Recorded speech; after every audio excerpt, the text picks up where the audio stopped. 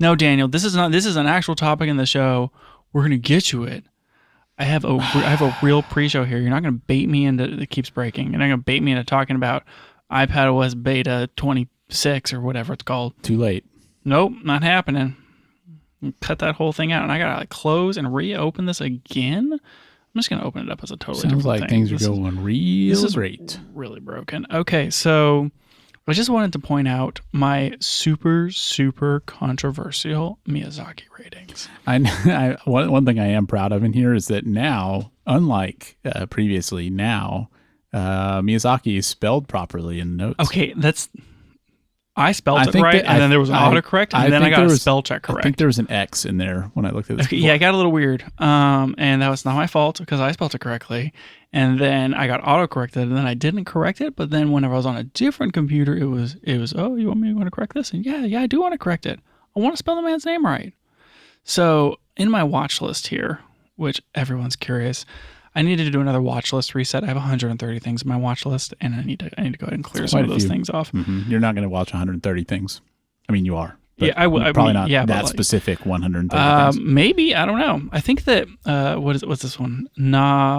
Nausicaa with like a weird accent over the A, Valley of the Wind, is still on my list to watch. And I think that, and then what is the other one? Lupin the Third, Castle of Cagliostro, which I don't know if that counts. I mean, it's a Miyazaki movie, so I guess I have to do it. So those are the last two that I have to watch. And then I think I will have seen all of the Miyazaki movies, which I don't know if you've seen any of them, Daniel. I haven't. I've been meaning to watch one just because I know they're kind of like their own thing, and I'd like to see if it's something I enjoy, but I haven't made the time. Every time I sit down and want to watch a movie, I'm like, I should watch one, and then I don't. I know this is like a camera gear podcast, not a movie podcast, but fortunately, literally there are no cameras involved. They have to take because a little bit, right? Like a little bit. A very small amount. Just like a little bit. Very, very small. This is pre-show, so we can do whatever we want. They draw every frame. And like sometimes they draw on the ones, sometimes they draw on the twos. But they are hand drawing and painting every frame. Yeah. They use a very little to none CG. Mm-hmm. And the level of detail in these movies is incredible. I don't know how they do it. But it's just artistically amazing. Anyways, I have nine movies ranked, and whenever I go and I look at people's rankings of Miyazaki movies, they are not like my rankings.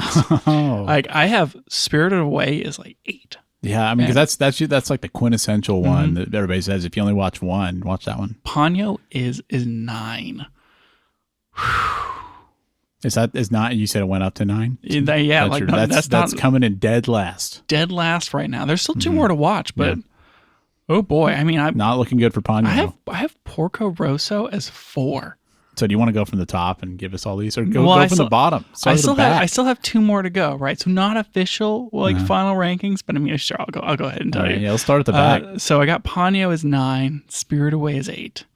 And My Neighbor Totoro is 7. Man, that's another one I hear a lot about. Like, these are all really good movies, but I think that I'm wrong. That's what I think. Number 8, number 6, I kind of watched this while I was putting that bike pack together, which I don't know if I told you. I spent like 4 hours on Saturday putting that bike pack together. You did not tell me that. Yeah, the bike. Yeah, I cleaned up all the gears and stuff, and I put it mostly back together. And then I got stuck on how to do brake cables, and I spent way too much time trying to figure out how to run one stupid brake cable. Like trying to pull it through the tube or something. I'm like, no, it's getting it the right length, and I found out that I was missing like a cable stay on the handle piece. So whenever I pull the brake, it would just pull the whole cable stay in instead of like pulling the brake. And that's frustrating. I'm like almost considering giving up and taking it to a bike shop and say, can you put the chain on, align the gears, and attach the brake cables and the shifter cables so I don't have to, please? I mean, it would be really embarrassing. I could go both ways on this, though, because it sure feels like the kind of thing that would take them like 15 minutes and would take you hours. Yeah, it does feel like that. Mm-hmm. And then they just do it. They just like tape the bike. And it would cost me like $200, which would be I thought you knew somebody who used to work at a bike shop. I do. I rode bikes with that person on Saturday. Just saying. That's an interesting idea. What if we did it together? What if we was like buds, it's like working on bikes. Well, that sounds fun.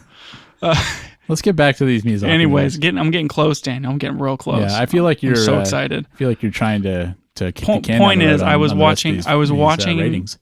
The Boy and the Heron while I did this, and so maybe I wasn't giving it my full attention, which is why it's number 6. I mean, still not as bad as Ponyo. Oh boy! Above that, Castle in the Sky, Porco Rosso, The Wind Rises was number 3. I thought that was very good, even though historically inaccurate. Number 2, Princess Mononoke. Maybe people agree with me. And then number 1 is Howl's Moving Castle. And I feel like that's also a controversial opinion. What are the 2 that are left? It was the 2 that I listed at the beginning, and I can't say them out loud, mostly because I keep remembering them incorrectly as far as the name, and also they're hard to pronounce. I think that those are great reasons for you to say them. One's like Nausicaa or something, and one is his like first movie, which is this Lupin the Third. So he has a total of 11 movies? I think so. There's other stuff that he's worked on, but I think those are the ones that he's directed as the canonical, 11 Miyazaki movies. I hope I'm not missing one. Wasn't there like Kiki's Delivery Service? I feel like I've heard of that one. Yeah, I've watched that one. Was that not on my list? No, have I completely not forgotten? on your list. No. Is it on your list? Is it? Oh, it's not on my list. I have seen Kiki's Delivery Service. Thank you for correcting that, Daniel. I will fix that right now and put that on there. Look at that. Kiki's Delivery Service is fun. You should watch that one. I've heard of that one. You should watch. It's one of the few you should I've heard of. watch Howl's Moving Castle because that one's my favorite.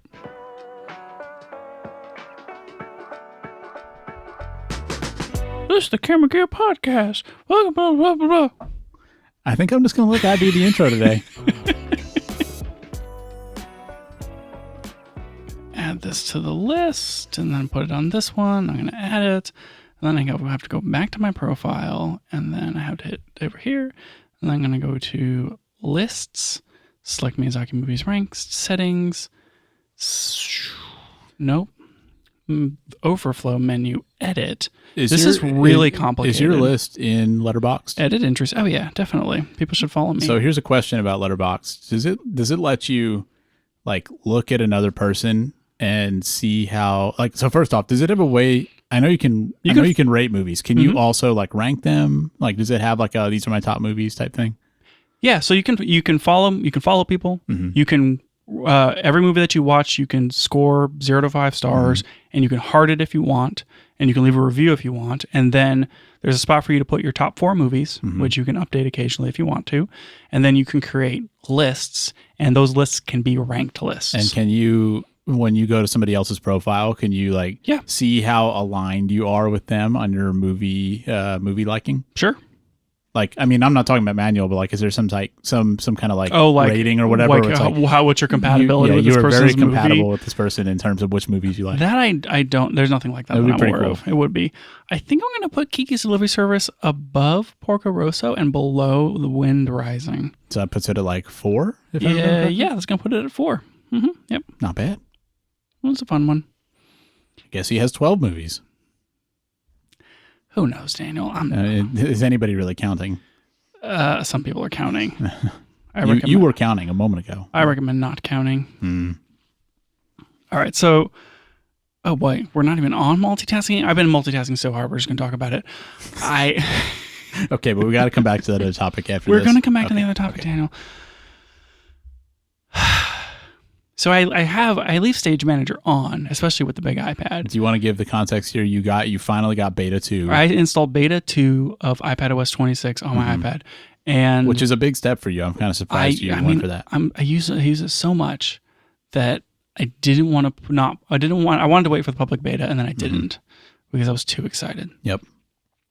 And I had Stage Manager turned on, and it seemed like it wasn't really that different as far as operation.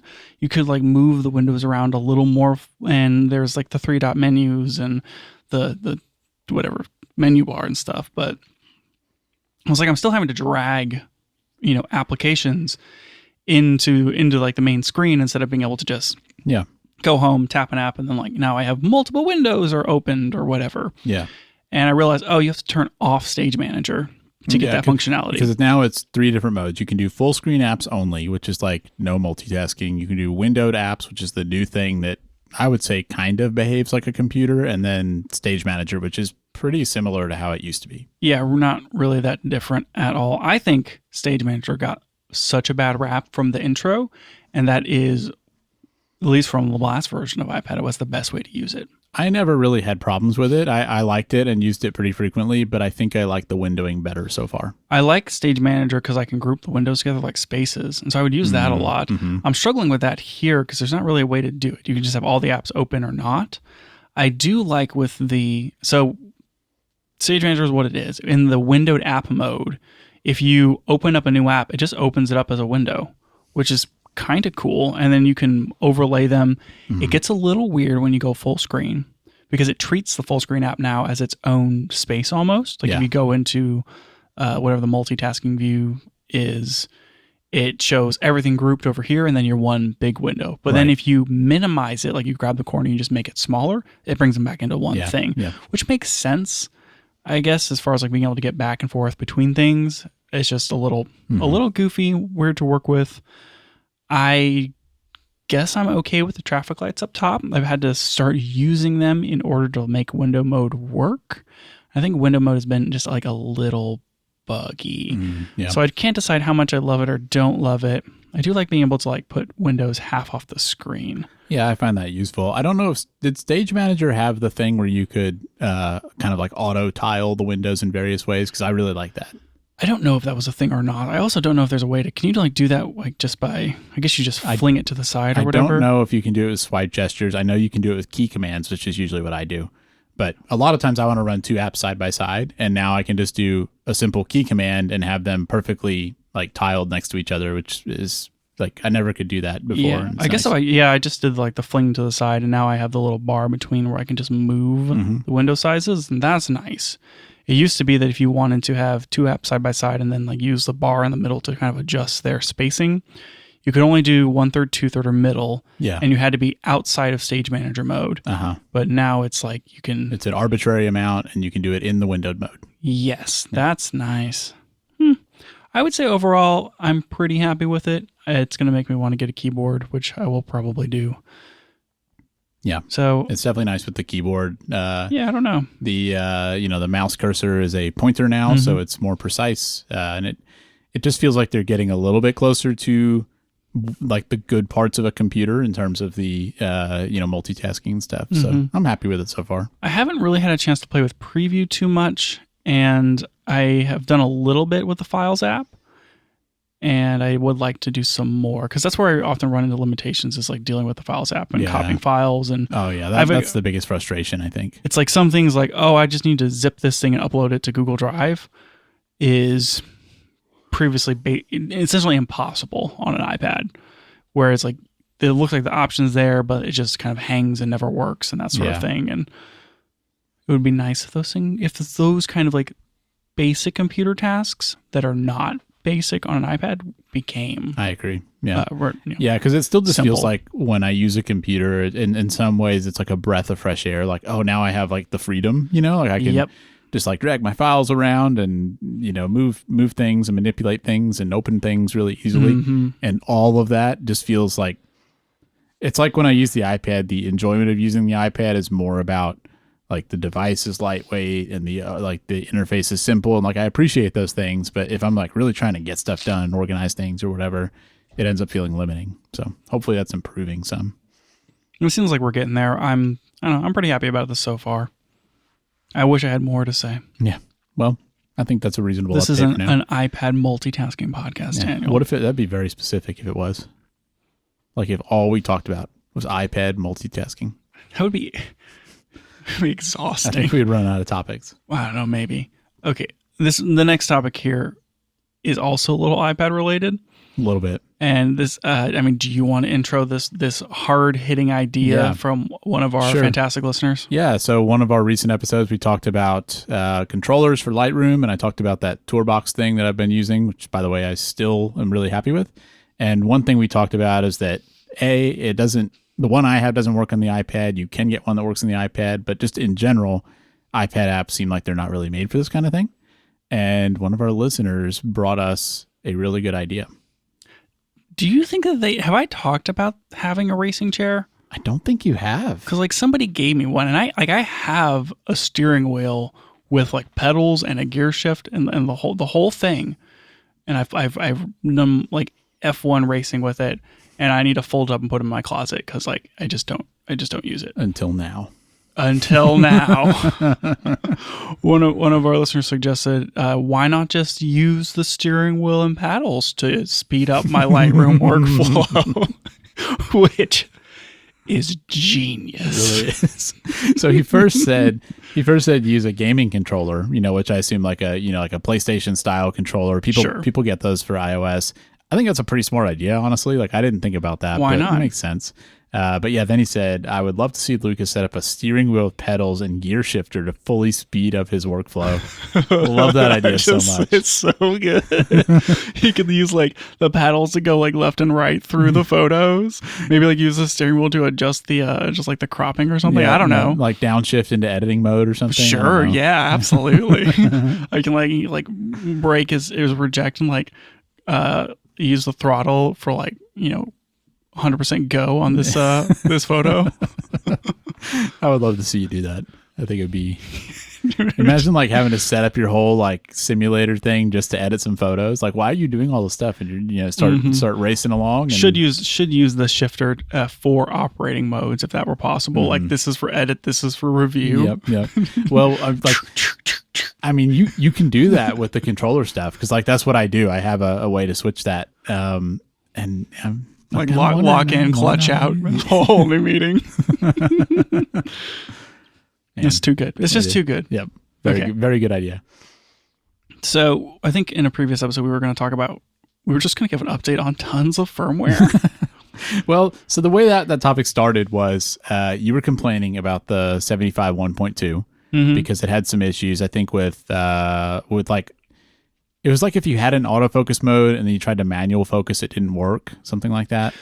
Yeah, and it was there's like a firmware update for it, and it was a issue with kind of how whether or not manual focus, like pulling the switch on the lens, put it into the right focus position. And we talked about how I never update firmware on anything, and I think I might have been the one that pointed out that there might be a firmware update for that lens, and I think that there was indeed a firmware update. Did you get that update? I still haven't actually installed it because I was going to do it from my iPad, and you just can't do it from an iPad. I remember that. That's right. Yep.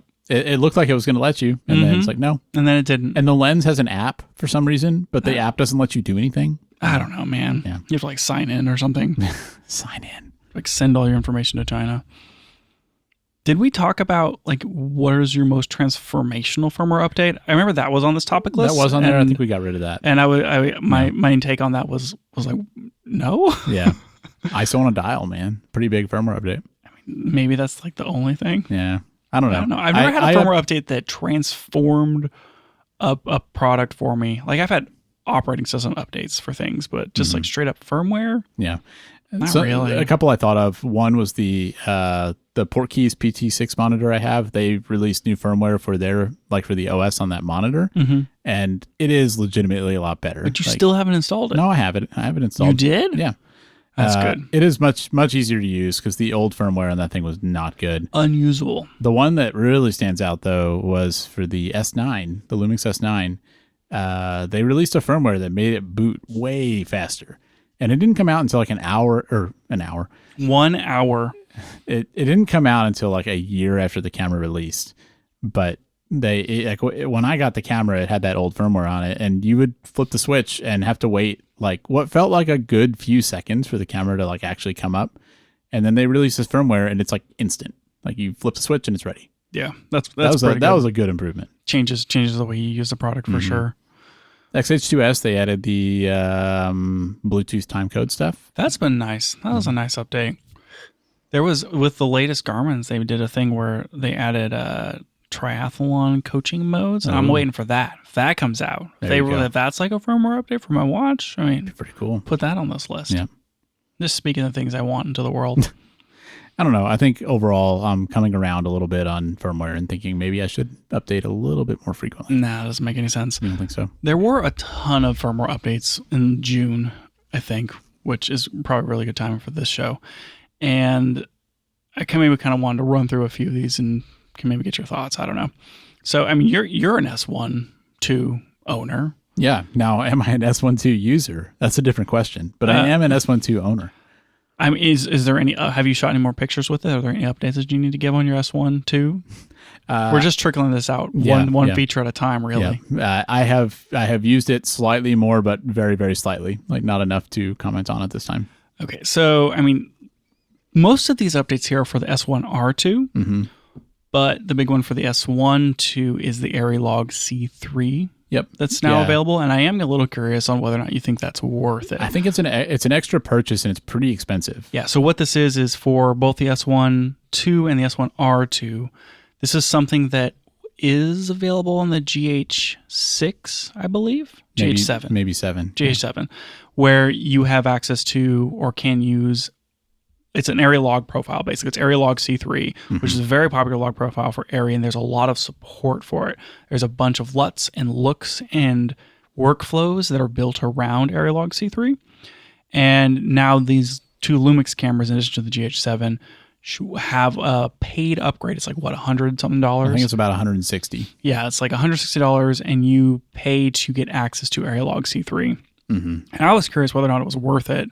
I watched a couple videos on kind of comparing between, an actual Alexa Mini or something, and then, the Lumix with ARRILOG C3, and the colors are close. They're maybe slightly different. And I think where it kind of came down to was it's just a workflow question. The sensor's the sensors, the camera's the camera. Yeah. ARRILOG C3 may give you a little more tonality in the skin. Well, I think some people were wondering if maybe it was just like if they're tuning the way it produces color. Like, I mean, kind of to boil it down, like if you take Vlog and apply like the Panasonic Rec 709 LUT to it, like you get one look, and then if you film in ARRILOG C3 and apply whatever LUT to it, you get a different look. Like, which of those looks better? Like, which is more usable without a lot of grading? Like, I think that was kind of the question people were wondering. And if you shoot in Vlog and do a color space transform to ARRILOG C3, and then apply the same look, does it look the same as if you just a different result? Yeah. And the answer is like a smidge. Like maybe the magenta is slightly different, but it's mostly pretty close doing it yourself in post. So this really comes down to like, is it worth saving myself the extra step to speed up that workflow to deliver an ARRILOG C3? Right. And are there looks that make this better? And do I get more tonality or contrast or range in that narrow skin tone band that gives me the ability to edit it faster in post and have less knobs to pull? And I think it's like maybe, and it really comes down to whether or not you need that profile. I don't think it's going to necessarily, like, you'll be able to get to the same end with the built-in profiles. So. Yeah. I'm not planning on getting it immediately. It's maybe a cool option to have if it ever seems necessary, but not something I'm planning on buying right now. It's definitely a cool option to have. I've never fully I get that we're not actually shooting in RAW and video. Mostly we're just shooting in log, which means it's a baked-in color profile. But log is super, super flexible. And I've never understood like wanting ARRILOG as a color profile when you still have to like do the color grade. Yeah. But I guess it comes down to the flexibility of the workflow more than anything.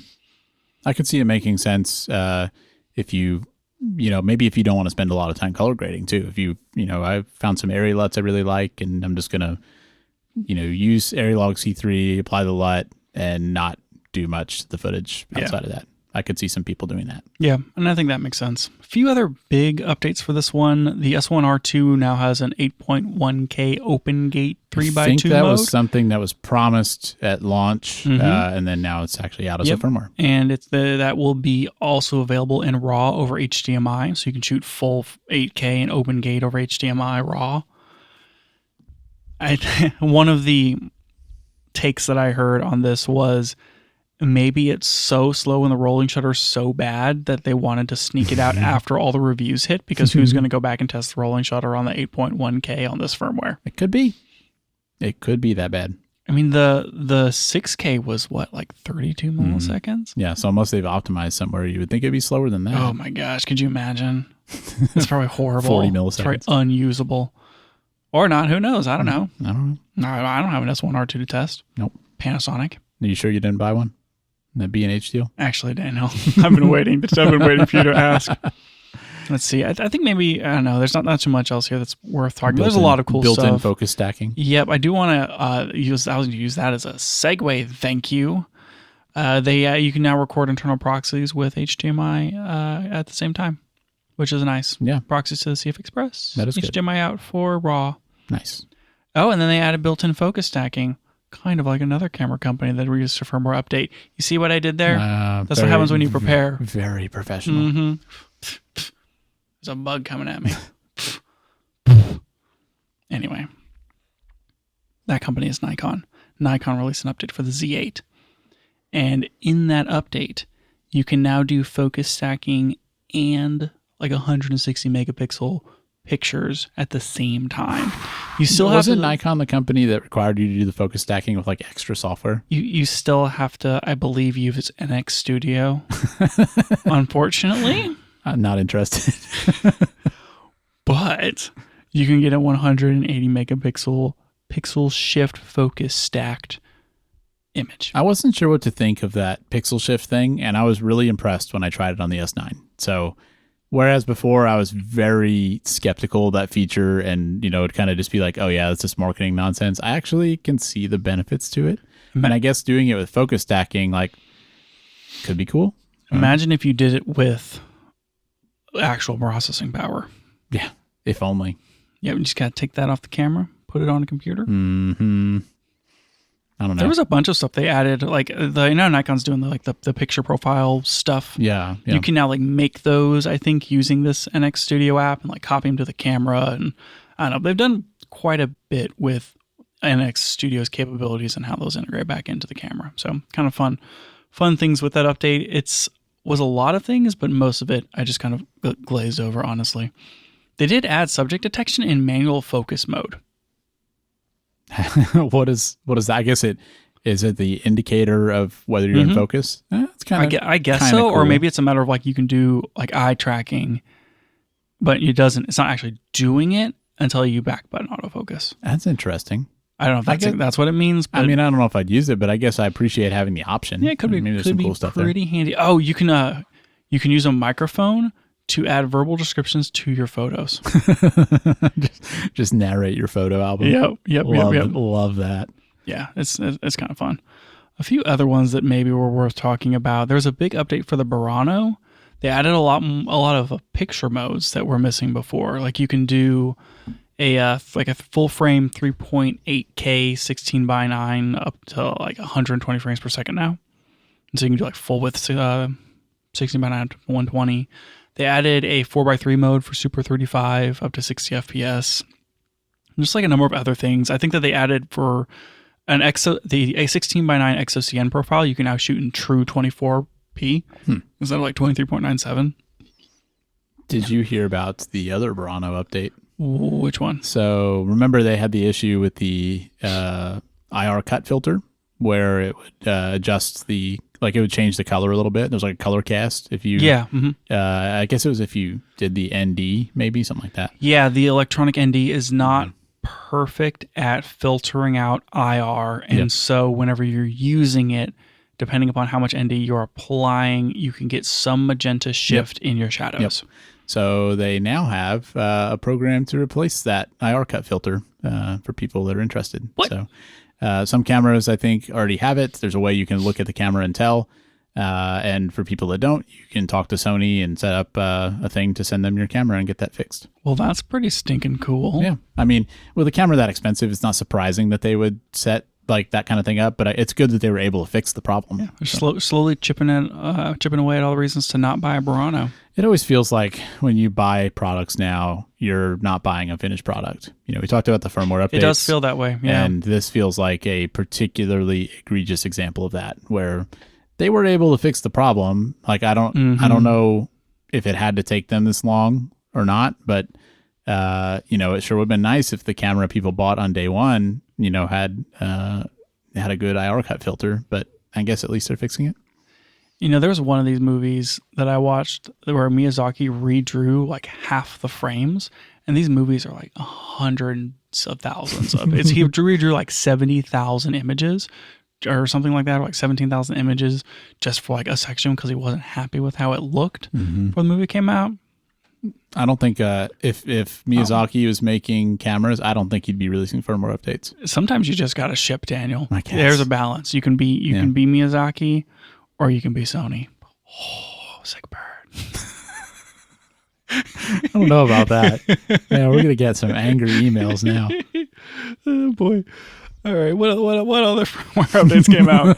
I think Change subject. I think Leica released an update for the SL3, and they added some Panasonic video features like Cinema 6K and I don't know 30 frames per second. Does the SL3 have waveforms? Because I would love if that camera had waveform, and the Fuji X-H2S does not. I thought it did. I don't know. Maybe it does. Let's not look. Yep. It would make me sad. You can also now shoot 60p in ProRes 422 HQ internal on your Leica. It's pretty good. Yeah. Pretty good. That's a 63 megapixel sensor. Just keep that in mind. Yep. Maybe Let's see what else. The A6700, you can now shoot while transferring photos. I guess it's like for a tethered workflow type thing. Yeah, like how you can do the auto transfer like with your Fuji camera where it'll just automatically copy photos to your phone. Oh, you mean in Wi-Fi. The background? Okay, sure. Yeah, it'll you can now shoot pictures while you're transferring photos. I appreciate that. And you can put more pictures in a single folder on the SD card. I'm less... Very, very exciting, Daniel. Yeah, very people exciting. have been waiting on the edge of their seat for that one. I know. They're like, I need 9,999 pictures in this folder, and I just can't handle it. Yep, just can't handle. The camera can't handle it. Yep. All right. So I think that was all the boring firmware updates that are worth talking about. The most exciting thing here is probably the Aerolog C3. Yeah. So probably true. Yeah. I mean, we've talked about needing waveforms, but are there any firmware updates that you're just dying for, Daniel? Well, the Fuji thing. I mean, I'm kind of on the way out from that, so I guess it doesn't matter to me as much now. Nothing's really coming to mind. I'm curious to see on the S1 what they do with upcoming firmware, because I feel like anytime there's a new camera, there's always like little bugs and stuff, and I'll just be interested to see what they improve or what they add. I know some people on the S1 have been having some trouble with overheating, actually, which is kind of surprising because like when Gerald tested it, he didn't have any trouble at all. And so it kind of makes me wonder if there's something off with like the fan settings on the release firmware. And I'm kind of keeping my eye out to see if they change something, related to that. But otherwise, no. I mean, I do think I'm more interested now in trying to keep up with that stuff because there are really good improvements. And like I was just saying a moment ago, I think that a lot of companies now are kind of releasing stuff and then adding major features later with firmware. So it seems like it's worth keeping up with those things. There's what was the one firmware? I have since lost it, and it was going to be hilarious. What was it? I do need Resolve to update Flog2C in DaVinci Resolve so that I can use it. That would be really, really nice. Yeah. Now I remember. There was a reason we didn't do that, though, I thought. No, they just don't have Flog2C in Resolve. Right. Okay. So you know how... Let's see, how can I make this comparison? Sometimes I just imagine, what if one of these camera companies leapfrogged another camera company, particularly in autofocus performance? And I think about like McLaren in 2023 to 2024, where they were definitely like a midfield team in F1. And they, made a few upgrades, and like, it was kind of a long time coming. It wasn't just overnight. But they, Miami 2024, they brought a few upgrades, and then all of a sudden, boom, fastest car. And they've had the fastest car for like a year now. And sure, we're coming to the end of the current rule set, and who knows what's going to happen in 2026. But the point is, what if Fuji released one firmware update and it was just like out of nowhere, bam, best autofocus system? I mean, I do think that there's still some competition to be won there, because I mean, I think back to Panasonic previously had the contrast based autofocus, and then they released phase detect for the first time on like the S5 II, and I'm not going to say theirs is the best. I think it's hard to convince people that Sony doesn't still have the best autofocus, but I think Panasonic like quickly jumped to like way up in the rankings. Yeah, like number 4 at least. Yeah. I mean, which is like pretty impressive. Like they're better than Fuji, and Fuji have been doing it for longer than them. There's sometimes these jumps in certain technologies, like the AI chips made a jump in autofocus and face detect made a jump. And I think of like whenever the first Google Pixel came out. And before that, we weren't really doing the like picture combination thing to make photos. Yeah. Computational photography type stuff. Where they're like going to take 3 to 5 pictures or something and make one picture. And historically, the pictures on the Nexus phones were horrible. They're just like really, really mediocre. And then Google was like, here is the Pixel phone, and the camera was unbelievably good. So much so that they didn't change the hardware in that camera for 4 generations of that phone, because the software was just that transformational as far as its ability to take photos, and they just leapfrogged everyone as far as phone photography. I feel like we see that every so often, and I'm like holding out hope that could happen again for things like autofocus in mirrorless digital cameras. It'd be pretty cool. It feels like there's got to be something like that where there can be, there's still more to be gained on that. Like I can't imagine we're at the peak there. Yeah, I guess we'll see. Guess so. Okay, Daniel, play the thing, and then I want to talk about film. We'll be back in just a moment, but we wanted to let you know that if you'd like to support the show, you can now subscribe to us on Patreon. It helps cover our hosting costs so we can keep the show running, and you might find an occasional behind-the-scenes post on there, like some photos we've taken recently or a mini review of some new gear. If you're interested, you can find us at patreon.com/cameragearpodcast. Leica released a film. I saw this and I knew it was going to end up on these show notes sooner or later. This is Leica Monopan 50, and it is a black and white, because obviously film that you can put in your Leica M6, and they're going to sell it, and it's going to cost like $10, and it's a 35 millimeter 36 exposure ISO 50, so super low grain film. I mean, that sounds not bad. Sounds pretty good. It's a little contrasty. It's got some dark, like skies are a little dark. I know black and white film's usually cheaper than color, right? But is $10 a good price? I mean, like, it depends on what you're looking for. If you're looking for, was it like TX something, that can be a little more expensive. Like if you're just shooting on like Ilford, whatever, 400 or something, 500, that can be pretty cheap, but you can get some more expensive stuff. But like what's cheap and expensive? Expensive is probably like in the $20 range, and cheap's probably in the $6 range. Oh, okay. So this is like solidly in the middle. Yeah, but it's not like $13. No, it's $10. Yeah, it's not like $13. Like it's cheaper than like that. $10 for a roll of 35 millimeter film is fine. Like I'm gonna buy some of this stuff when it's available. Now this came out, and the first question was 50 speed black and white film. Who makes that? What is this? Because like, there's no way that Leica developed like a whole new emulsion and started a factory to make film. Yeah, that does seem unlikely. Because if they did, this would cost $35 a roll. Yes. But they didn't. There's not a lot of 50 speed black and white film out there. It's just like not out there. But I mean, there's an intermediate option here where like it could be that it's not a rebranded other roll of film, but they're also not manufacturing it themselves. So Leica's been real cagey about it because they're saying that it is made in Germany. That feels like it narrows it down. And I mean, Leica's a German company. Mm-hmm. So it's like made in Germany by a well-known, quote unquote, German like film manufacturer.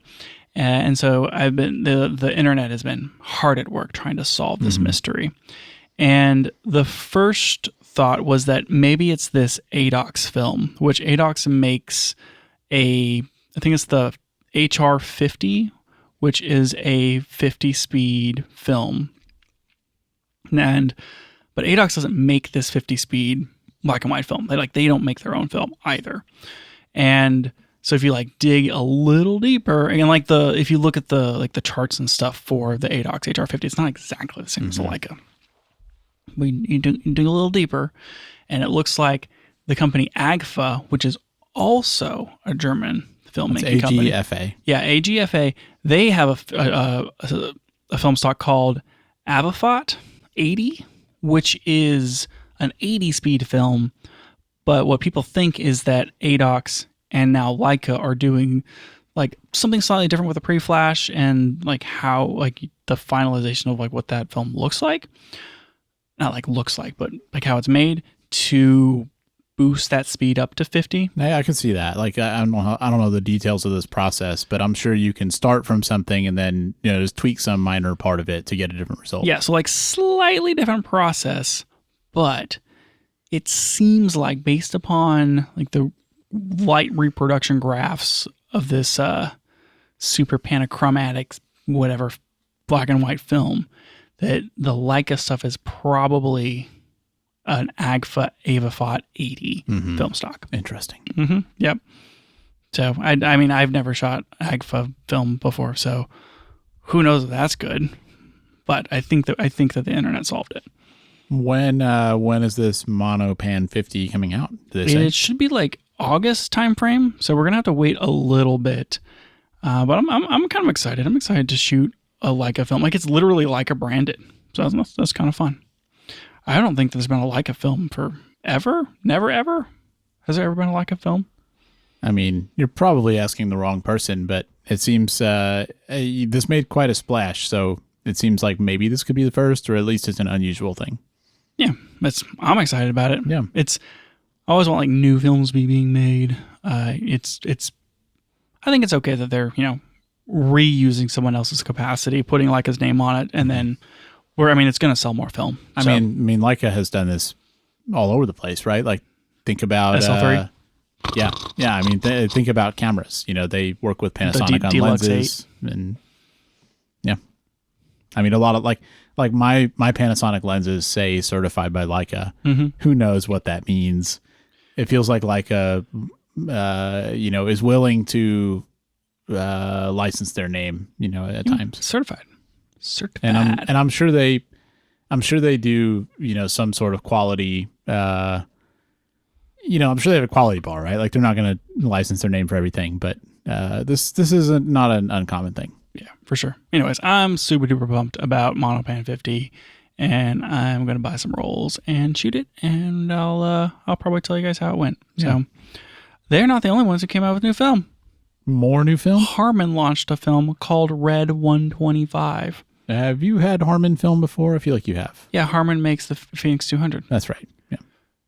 Have you seen was the Phoenix 200 also red? And so not like this is red. I don't know what it means for film. This is like a red filter on the film, basically. I mean, look at these photos. Whoa! Look how orange those are. You know what those look like? Those look like how AI generated photos are steadily turning more orange. Have you seen that? Like yes. Especially the Miyazaki looking ones. Those things are just getting more and more orange over time, and that's what that film looks like. Yeah, this film looks like if you like if you overexpose film, like you get a sun exposure, you have a light leak, and it has that bright orange like bleed over it. It looks like that over the entire film. I think it's but not overexposed. I think it's kind of cool. It's definitely a look. And I like weird films. Yeah. I would like to buy some of this. And it seems like part of the fun of shooting on film is getting that unusual stuff. I mean, kind of like film simulations in the Fuji, where it's just sometimes it's not like, let me pick the perfect thing for the situation, but more like, let me just try something different. Yeah, for sure. I think this has existed before in 35 millimeter format. And what's new here is that it's coming out in a 120 format. Oh, I see. Which reminds me, I still need to buy a medium format film camera. Find me those 3D files and I'll print one for you. Yeah, we do. We've got the 3D printers right literally there. Right there. I'm looking at two of them. Yep. We can make it happen. Mm-hmm. That's the dream. All right, we'll make that happen one day. It's gonna be a whole episode and a half. Anyway, I think that was everything on the film update corner. Daniel, do we have time for this last topic? I don't even know how much time we have left. I think we can handle it. Let's do Okay. it. All right. This has been on the list for quite a while, and mostly I've just been kind of kicking the can. Mm-hmm. And I haven't really thought about this after putting it on the show notes because I said to myself, well, Daniel and I will talk about it. And that's how you'll figure it out in real time. And like it'll just be like everything else in my life where if I just talk through it for a while, I'll have an answer. Now, I know that you're maybe not the most well-equipped person to have this conversation because your photo video backup workflows have something to be desired. I just throw files into a black hole, and if I need to find them, I can eventually find them. Have you cleared out those 10 terabytes of space? No, you just run it right up on the edge. Yeah, still. I'm going to hit the limit, and then I'm going to have to be forced to confront the problem. Just buy that 8-bay technology. don't even fix the problem. That's one way to confront the problem. Yes. It's just push the future Daniel's problem there. Yep. Okay, I want to talk about, we've talked about my photo backup workflow, my exquisite photo backup workflow, which needs probably some work actually. We'll come back around to that. I need to refine some things. I'm starting to feel like I need to revamp that whole process. That's for another day. I want to talk about how I'm organizing all my video files. Because I feel like one of the big things with my photo backup workflow and dealing with all that was that I wanted to be able to easily see my photos and have access to them anywhere and be able to enjoy the photos that I've taken, but then also make sure that they're backed up and all this sort of stuff. Right.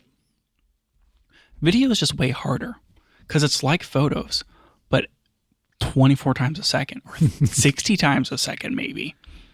I think that's part of the problem. And I'm curious, like, first off, are you talking for personal videos or like work stuff? Both. I want to be able to find the things I'm looking for quickly, and also like maybe instigate some making of things later.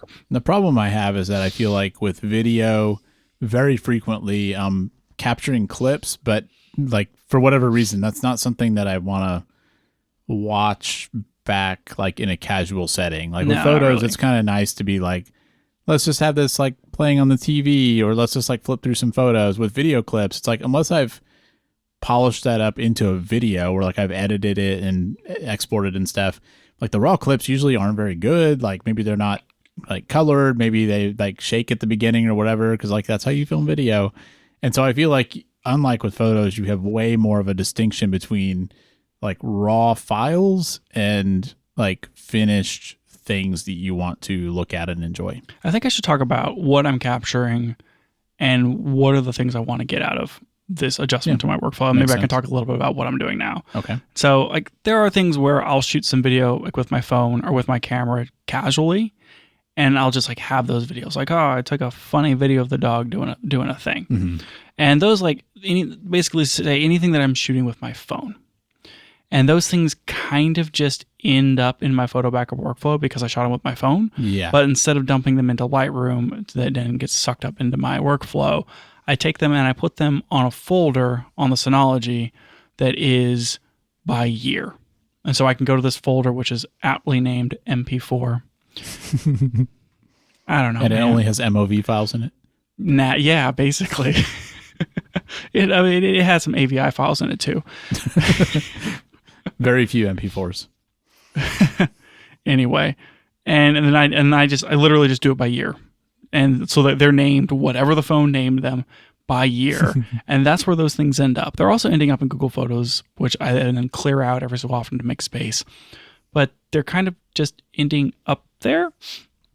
I went through, and so like, what am I going to do with those things? I would like to go back and be able to find the stuff and be able to watch some of those things and relive some of those memories, or like find old videos. There's not really a good, like Google Photos can kind of do it, but I don't want to use Google Photos for a video function because I don't want to upload all my videos to Google Photos because that would be a lot of space. So doesn't seem like there's really a search solution that's like the AI and like visual search things that you get out of like Lightroom and Apple Photos and Google Photos, where you can be like, dog wearing hat. Yep. And it will find the picture of the dog wearing the hat. Yeah. Yeah. Well, there's pretty clear reasons why it's harder with video. Oh yeah. It's like way harder. And so there's not like a solution like that. But I would like to be able to go back to some of those videos and maybe like like think about like watching a Casey Neistat video. He'll like just pull a clip from something from 10 years ago. Yeah. And it's I don't know how he does that. Right.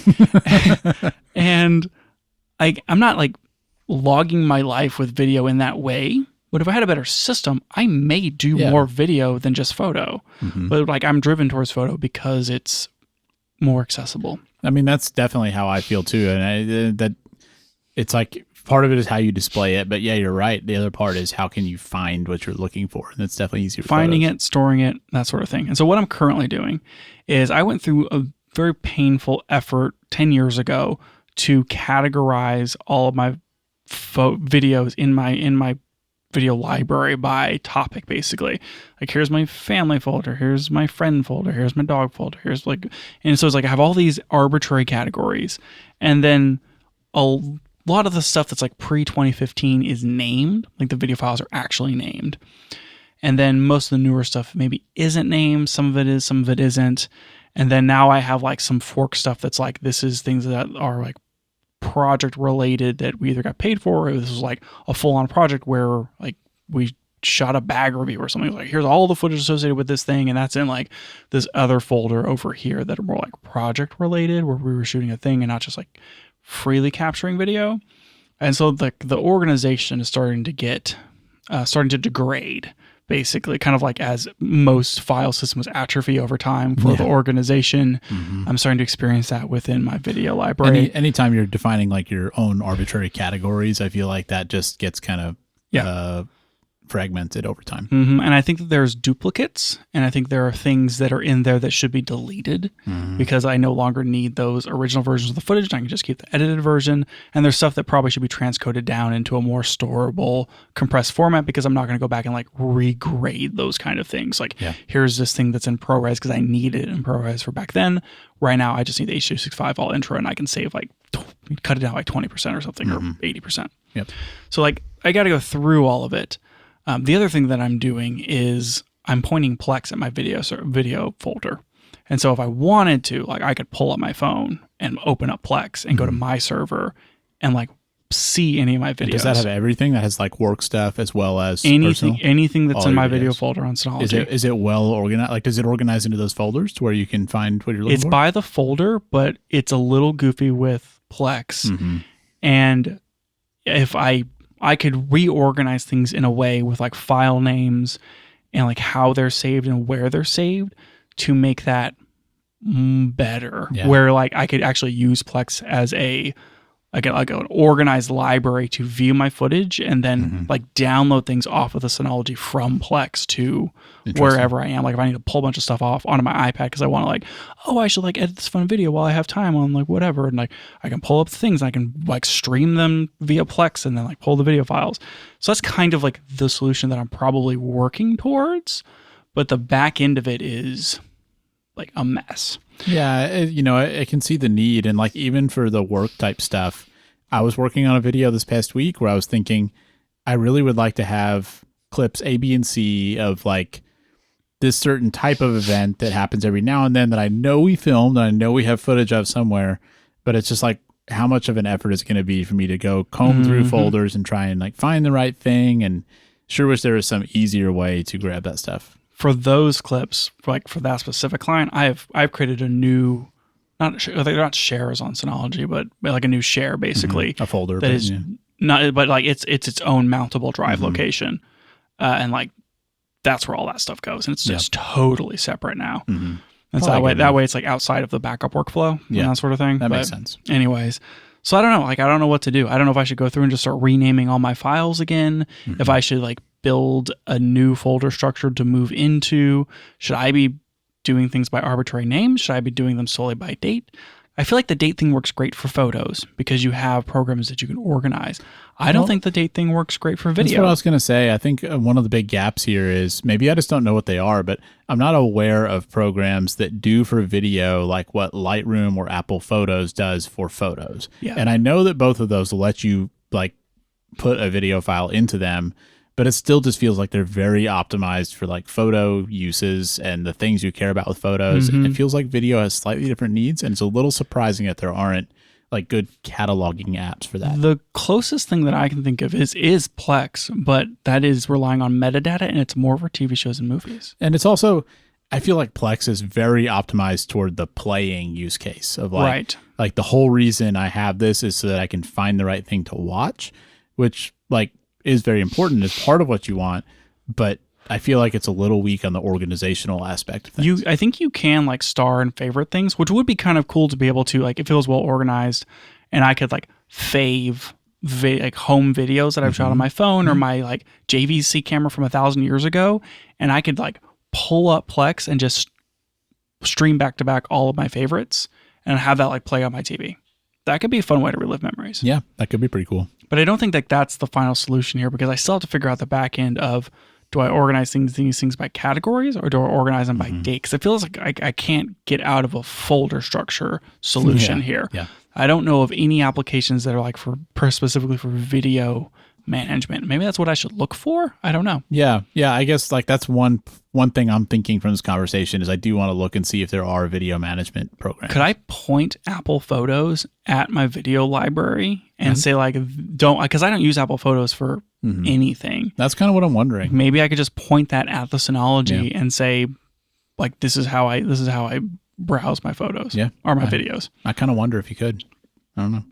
You know, it seems like ideally you'd get a program that, because like part of the question is, can you move to something else? And it'd be really cool if you could get one of these things and be like writing metadata to the files as metadata so that some other program later could read that in. I don't know if that's possible. Because that would be something that would be super advantageous, is like I could geotag or tag with people certain videos. And I know that like you can do those kind of things like within file systems.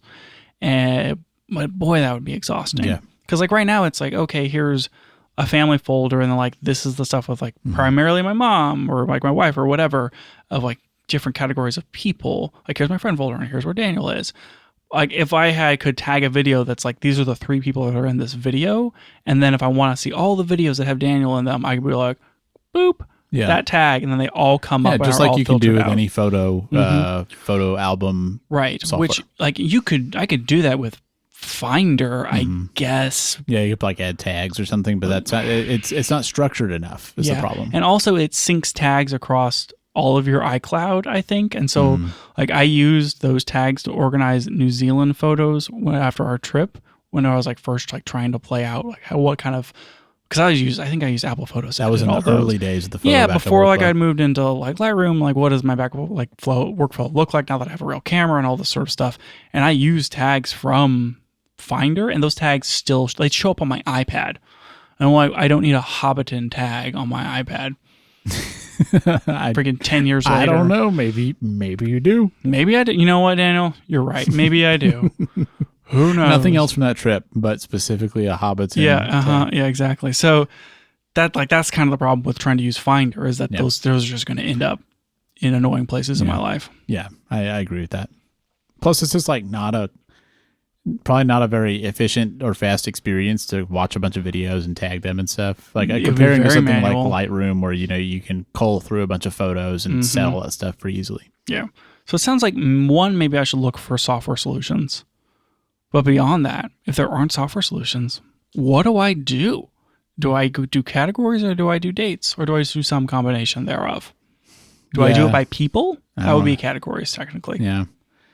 To me, it feels like date first, because I feel like usually when I'm thinking about, like, if I'm trying to find a clip and I have no other way to do it, I'm probably going to start by saying, what year did this happen in? And the other thing is that like your categories may change over time, like as the years go by, whereas like time is a constant, like that's going to. Yeah. But so what if I have a Daniel folder inside like 2000. Well, yeah, that's the 10, problem. 11, that's the 12. Problem. You have to like go to your top level, search for all your Daniel folders, and then do that, which is exhausting. That's a lot. It's a lot. But then there's the other way around, where I go to my Daniel folder, and then I have 2011, 2012, 2013. I mean, it's a classic thing where you got like a 2-dimensional deal here. I don't know if you can do something like clever with like sim links or something. I mean, really, it feels like you need software to do this. I'm not scared of making this too complicated. let's make that clear. Well, we know that's true. I would be real tempted to like if I could find no other option, I'd be really tempted to use something like Apple Photos. Like even if you're using 5% of what it can do, just to give you a way to get that 2-dimensional organization of your files. Yeah, I just I know that video is harder, but video is huge. Video is so hot right now. It does feel surprising that there's not I mean, maybe for some people it's like their video storage solution is Instagram. Maybe, or maybe like it's literally just like Apple Photos or Google Photos. Yeah, and they're just shooting it on their phone and like it's getting backed up there. Yeah, which no wonder Apple's making so much on services. It's not $20 billion that Google's paying them. It's just iCloud storage. Yeah, could be. But that 5 gigabytes they give you just isn't enough. Yeah, it's not enough. But I don't know, maybe it's a matter of like that just falls into the video service, but I'm surprised that there isn't something out there, and maybe there is, and I just need to look for it, like that's maybe even purpose-built for Synology, where it's like you have 10 terabytes of video, how can we help you organize that and just point at the Synology and be able to access it from anywhere and like organize those videos in some software. Synology does have a solution for that that's called Synology Video Station, I think. But there's some drama around that because I think it's like not updated anymore, not supported anymore. And I say that to say that I think you would want to avoid things that are Synology specific because that feels pretty locked to a specific brand. I would want something where basically you point it to a file structure and then you're using metadata in that tool to track it. Like that feels like it's more future proof. Yeah, that's essentially what I need. It's just I feel like there's not the same level of like video files feels like they have more like metadata storage capability. I don't quite know like the extent of the MP4 or the MOV container format and like what they can do compared to like a JPEG or a RAW file. But I know that like if you do all of your edits in Lightroom, you can export that with a sidecar file. Yeah, the XMP file. Yeah, which is readable by a lot of different like programs and that sort of things that you can like maintain edits and metadata and all those sort of things that if it's not transportable by the file type itself, here's a sidecar that actually has that information and they can be read by things like even Google Drive. Yeah. Those kind of like support functionalities, I don't know if they exist for video. Yeah, I don't know if they do either. It's an interesting question. It is an interesting question. So this is where I am. I'm just a bit stuck. And it's this task that's in front of me that I am like, I don't have to do something about it, but I would like to do something about it, particularly the Plex thing. I want to be able to, I want that functionality to be way more useful. Because right now it's like this video file, M00839.265.mov. Yeah, like how are you ever going to find that again? And I'm like, yeah, I don't know. And do I just like go and rename all the stupid files? I don't know. I think that's probably where I'm going to start pushing towards is naming and tagging and using Plex for now, but I don't think that's the final solution. I think that using it for personal stuff, I feel like if you could figure that out, that would, like you said, it would really make it more appealing to shoot personal video. And I think that would be like, I think when you look back, like, when you're older, you're going to want stuff in like the highest fidelity you can get, like video being better than photo. If we ever get to the point that like spatial video is a real thing, like that's going to end up being better because it's like a more complete memory. And so it'd be nice to be able to save that stuff. And I've definitely felt that way where it often just doesn't feel worth it. Cause it's like, how am I ever going to find this again? How am I going to enjoy this? Like I can't set it as a screensaver, that sort of thing. Google Photos unlocked photos for me in that way where it was like, oh, if I use this to back up my photos, I can have all of my photos on my phone always. Yeah. And my mother-in-law mentioned that like the other day where I was like, oh, I was talking about this picture of my dad where he was standing like next to a snowdrift that was twice as tall as he was from like 1970s. And I had that photo because I scanned it because I've been working on scanning old photos. And so it's just like in my photo library. And I'm like, oh yeah. And like, I just like searched a picture of my dad and snow and like, boom, boom, boom. Here it is. Here's this photo from 1970 that was shot on film that I scanned. And they're like, oh, that's cool. how do you just have that photo on your phone? Yeah. And it's like, I have all of my photos accessible from my phone now. And like being able to just play them as a screensaver on my TV, or like, oh, I want to update my background on my computer. And it's like, they're just there and I just have them at my fingertips. Yeah. And it changed photos for me in a way that previously they were like in a folder on my computer. Like I imagine go back to like 2010, like before I had a smartphone. And it's like, I have my phone and I have my computer. And if I want to see my photos, I have to go to the folder and like open them up and whatever. And it's like, I'm never looking at them. And now they're just there and I just have them. Yeah. And I want that for the videos. Yeah. And I think like from a work context too, like that's kind of got me thinking about it some, where I would love to have a way to organize all these clips I have from all these projects we've done and be able to quickly pull something up when I need it. And like that could be useful for work to be able to just find those things easily. So I think it has benefits on both sides, and I don't have a great answer for you, but I'm kind of curious to figure it out. It's the tagging that I think I need to find a way to solve, because I think about like the Plex thing. I could name the files with all of the keywords that I need, but that sounds like the most stupid brute force method to deal with it. It doesn't sound scalable either. Like going through like watching a video and be like, okay, I'm like they're going to use these letters to do the names of the person. Think about dash this, dash this. Like, what if I have these 50 videos from this one day. I want them all to have this one tag. That's pretty annoying to do if you're doing it just in the file name. 01, 02, 03. Dear Lord. It's just like, I don't know. That doesn't work. And I feel like there's no good solution. Yeah. Well, I bet there is a good solution, but I think we're going to have to go research it some.